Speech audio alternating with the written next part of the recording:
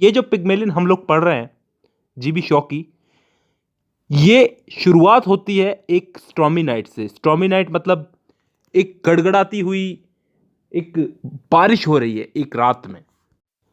कुछ औरतें फ्रेडी नाम के एक आदमी को बोलती है जाके टैक्सी लेकर के आए। अब वो टैक्सी लेने जाता है तो एक फूल वाली लड़की से टकराता है। स्टेशन का सीन है। अब स्टेशन का सीन है, वहां पे फ्रेडी टैक्सी लेने जाता है तो वहां पे एक लड़की होती है जो फूल बेच रही होती है, उससे टकराता है वो फ्रेडी।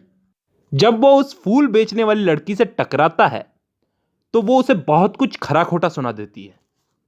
अब दोस्तों, ये फूल बेचने वाली लड़की का नाम है अलाइजा, जो कि इस प्ले में प्रोटैगनिस्ट है। प्रोटैगनिस्ट मतलब एक मेन कैरेक्टर, यानी कि मेजर कैरेक्टर जो है इस प्ले का, वो है ये अलाइजा नाम की लड़की। वहीं दोस्तों उसी स्टेशन पे एक आदमी और होता है हेनरी हिगिंस नाम का, जो ये सब कुछ नोटिस कर रहा होता है। ये आदमी फेनेटिक्स का एक बहुत ही बड़ा प्रकांड पंडित है, एक तरह से ये समझ लो बहुत ही बड़ा विख्याता है फेनेटिक्स का। फेनेटिक्स एक चीज होती है, मैं आपको बताऊंगा।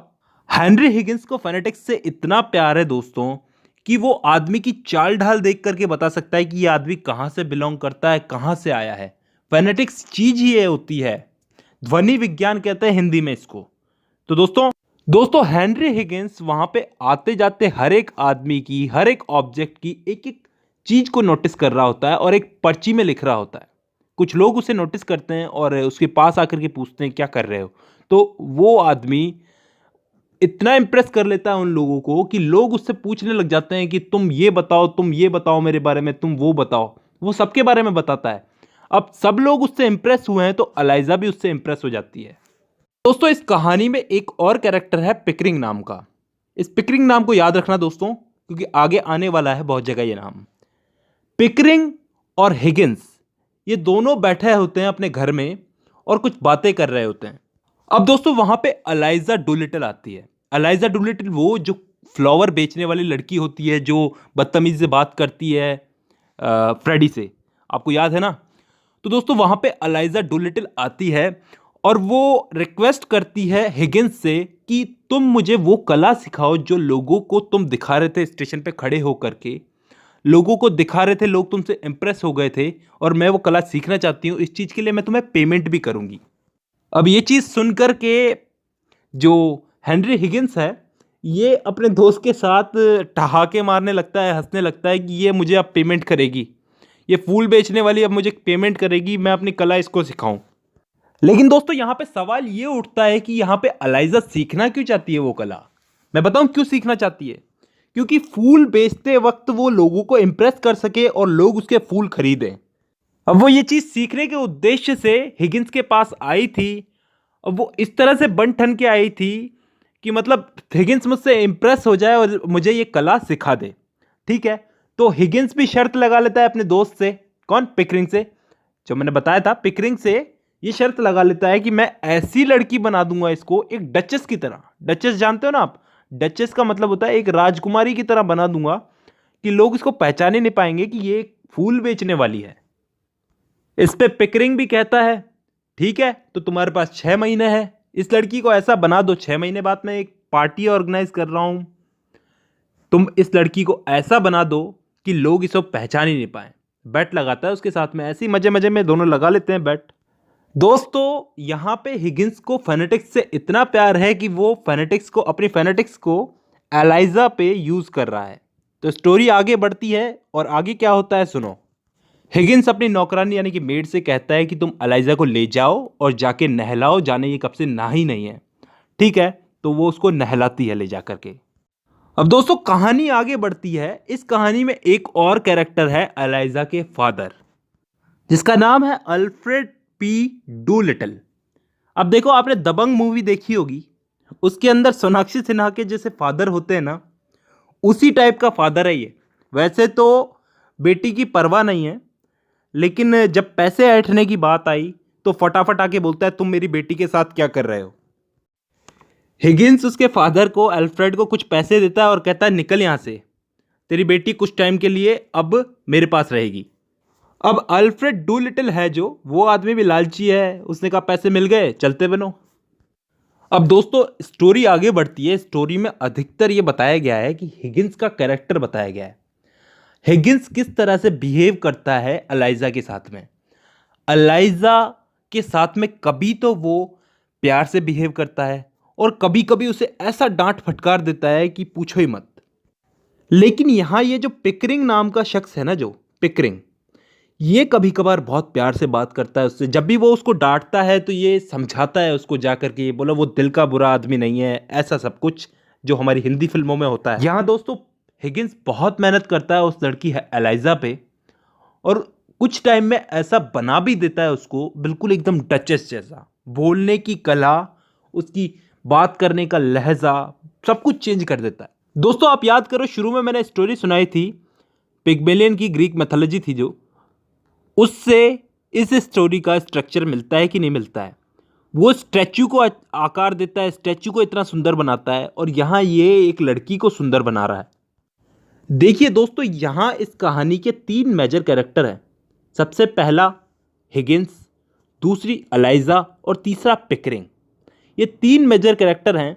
तो बहुत से लोगों के मन में ये सवाल उठता होगा कि हिगिंस और अलाइजा एंड में जाकर के शादी कर लेंगे। अब जो भी पढ़ रहा होगा तो उसके दिमाग में एक बार तो आया ही होगा कि एंड में जाकर के हिगिंस और अलाइजा की शादी हो जाएगी।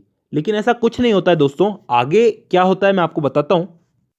यहाँ कुछ महीनों बाद पिकरिंग जब एक पार्टी ऑर्गेनाइज करता है अपनी, तो उसमें ये एक टेस्ट करते हैं कि अलाइजा को भेजते हैं। अगर कोई इसको पहचान जाता है तब तो हम फेल हो गए, और नहीं पहचानता है तब हम पास हो गए। दोस्तों इस स्टोरी में एक कैरेक्टर और है, मैंने आपको बताया नहीं। यहाँ हिगिंस की माँ है।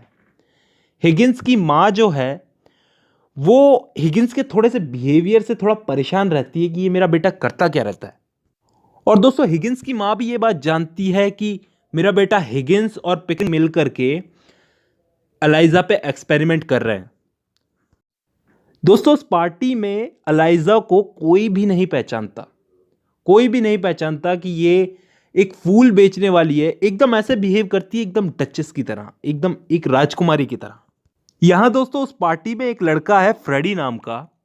फ्रेडी आपको याद आएगा शुरू में जब मैंने प्ले शुरू किया था, जब वो टैक्सी लेने जाता है, वो लड़का उस एलाइजा से टकरा जाता है और फूल गिर जाते हैं नीचे। वो उस पर चिल्लाती है कि ये मेरे घर चलाने का एक गुजारा करने का तरीका है, तुमने उसको गिरा दिया। और समझ में आ गया होगा, याद आ गया होगा आई होप आप लोगों को। तो वो लड़के को एलाइजा को देखते ही वो इश्क में पड़ जाता है उसके साथ में। अब इसके आगे की स्टोरी ये है कि ये लोग खुश हो जाते हैं, हिगिंस और पिकरिंग, कि हम लोगों ने कर दिखाया। जाने किस बात का जश्न मनाने लगते हैं ये लोग। शराब वराब भी पीते हैं, कुछ एक जश्न सा मनाने लगते हैं। तो अलाइजा इनके पास आकर के, अलाइजा को पता नहीं था कि इन लोगों ने आपस में शर्त लगाई है कि इसको बना देंगे ये। देखिए दोस्तों ग्रीक माइथोलॉजी पिग्मेलियन में ये हुआ था कि पिग्मेलियन उस स्टैच्यू के साथ प्रेम में पड़ गया था। लेकिन यहाँ पे थोड़ा उल्टा हुआ है। यहाँ पे अलाइजा जो है वो कुछ हद तक हिगिंस के साथ इश्क में पड़ गई है। लेकिन हिगिंस और पिकरिंग की इस हरकत को देख करके वो हिगिंस पे गुस्सा हो जाती है और चप्पल फेंक के मारती है उसके मुंह पे। वो हिगिंस की दी हुई ज्वेलरी और उसकी रिंग वापस करती है और चली जाती है वहां से। वो भागता हुआ कुछ टाइम के बाद अपनी माँ के घर पे जाता है और पूछता है अलाइजा यहाँ आई थी क्या। वो तो मना कर देती है, बोले वो यहाँ पे नहीं आई, वो क्या करने आएगी यहाँ पे। हिगिंस को कुछ हद तक अफसोस होता है, तो उसकी माँ कहती है कि तुम्हें एक लड़की के जज्बात के साथ अपने एक्सपेरिमेंट करने के लिए किसी की साथ जज्बातों के साथ नहीं खेलना चाहिए। दोस्तों उसकी माँ हिगिंस और पिकरिंग को अच्छा खासा ज्ञान देती है, और एंड में पता चलता है वो गई कहीं नहीं थी, वो उसकी माँ के पास ही आई थी। और एंड में ये होता है कि फ्रेडी और अलाइजा ये दोनों शादी कर लेते हैं, एक तरह से ये समझ लो। और पहली बात तो अलाइजा ये बात समझ जाती है कि ये जो हिगिंस है ये आदमी किसी के लिए नहीं बदल सकता, इसको बस प्यार है फेनेटिक्स से, ये किसी और से प्यार नहीं करता। तो वो फ्रेडी से शादी कर लेती है। एक तरह से ये हैप्पी एंडिंग भी नहीं है और एक सैड एंडिंग भी नहीं है, और क्रिटिक्स इसी चीज़ का फ़ायदा उठाते हैं और कहते हैं ये किस टाइप की स्टोरी है। अब देखो क्रिटिक्स तो बोलने वाले बोलते ही हैं, लेकिन एक चीज़ यहाँ राइटर ने जीबी शॉ जो हैं, जॉर्ज बर्नार्ड शॉ, उन्होंने ये दिखाई है, एक तरह से ये समझ लो मैसेज दिया है कि कोई भी आदमी अपने दिमाग से ही लोअर कास्ट या अपर कास्ट का होता है, लोअर क्लास या अपर क्लास का होता है। वो चाहे तो खुद को निखार सकता है। ये प्ले की एक थीम है, ऐसे समझ लो। ये जो प्ले है ये अपर कास्ट और लोअर कास्ट के जो विभाजन किया हुआ है लोगों ने, जो दिमाग में बैठा रखा है, उस पे एक तरह से कमेंट है ये। दोस्तों ये थी हमारी पिग्मेलियन। पिग्मेलियन में इसके अलावा कुछ भी नहीं है, कहीं भी नहीं है। आपको बस कैरेक्टर्स के नाम याद रखने पड़ेंगे और स्टोरी को एक बार वापस से सुनना पड़ेगा तो आपको याद हो जाएगी दोस्तों। तो ठीक है दोस्तों, आज की वीडियो में बस इतना ही। आपसे मुलाकात होगी अब अगली